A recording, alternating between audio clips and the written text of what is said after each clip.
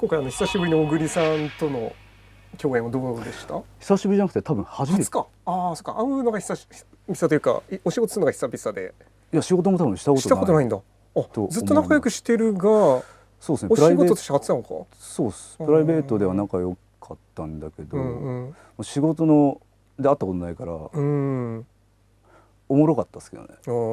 どういうこの人はどういう振る舞いを現場でするんだろうみたいな。はいはいはいはい、ちょっとワクワクしながら現場入って、うん、うん、なんか不思議だった。うん、逆にしゅんくんとかどんな感じだったんだろでもあれだよな、小栗さんからやっぱジンとやりたいっていうのがやっぱ出てきたからね、はい、なかなかそっか、そういう切り口あるかと、もう日本の作品とかやるのかなとか、もう海外行ったっきりの人だって俺思ってたから、みんなに言われます。だからまあ出てくれんだとなって、小栗さんは小栗さんで久々だからジン結構緊張しちゃうかなみたいなこととかはちょっと気にはしてたけどね。ゼロ緊張です、ゼロ緊張だった多分見た通り逆になんかみんながこいつは何をしだすんだろうみたいなって思ってんだろうなみたいな雰囲気で最初。いやもう思ってたよ思ってたし、現場でも思ってたしさ。ですよね。そう僕全然もう本当にゼロ緊張で、なんなら逆にしゅんくん構えちゃわないかなって、普段一緒にやってて初めての仕事だからしゅんくん構えちゃわないかなって心配してた。ああ、そうかそうか。小栗さんはいつも通りしっかり作って、その役として現場入ってくる、まあいつも通りな感じではあったかな。でもだから割と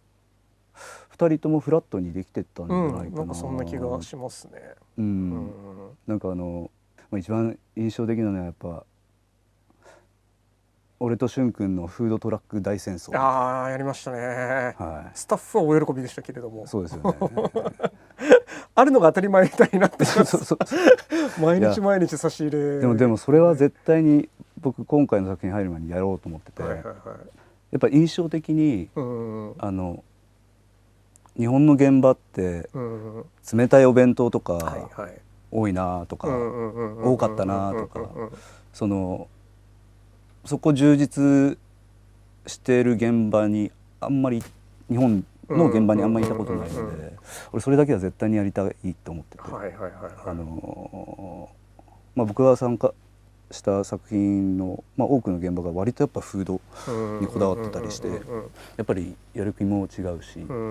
僕もその自分の現場では絶対にそうしたいっていつも心がけてるので、なんなら今回もやって、ね、しゅんくんとかやり始めて、他の俳優さんとかも他の現場でなんかああいうことをやったらね、やっぱフードが充実した現場ってやっぱいいじゃないですか。そうでちょっと僕が毎日入れさせてもらってて、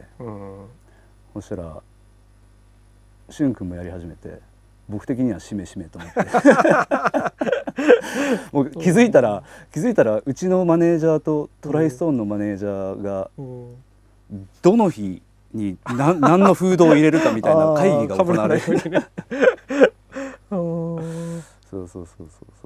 じゃあこの日俺ねみたいな。ありがたかったな。いやでもね、相当でも充実してましたよね。充実してた。そうね、なんか一回食事に行った時になんかその話してたもんね。その海外の現場だとこういうのが当たり前にあるぞっていう。あったんですよ。本当にバジェットが大きい作品だと特に、毎朝絶対卵焼いてくれる人がいてるとかみたいなとことか、フード、あったかいフードがケータリングが出たり、中に人によってはこう自分でシェフを雇ってそこでやったり。なるほどなるほど。でもやっぱフードが充実してると絶対クリエイティブに響くなっていうところは僕は思ってるところなので。食べ物で幸せにする話取ってるしね。そうチョコレートだからね。チョコレートでっていうね。でもフードトラック大戦争が起きたことによって普段のなんだろう、そこら辺の現場よりはスタッフこうなんだろう元気にできたんじゃないかな。そうねそうねそう思います。絶対そうですよね。えまあそれだけじゃないですけどね。うんもちろんやっぱうん今回日本のスタッフだけじゃなくて韓国のスそうでしたね。タッフもたくさんいて、彼らも彼らのスタイルをねなんかシェアしていくみたいなこともあったので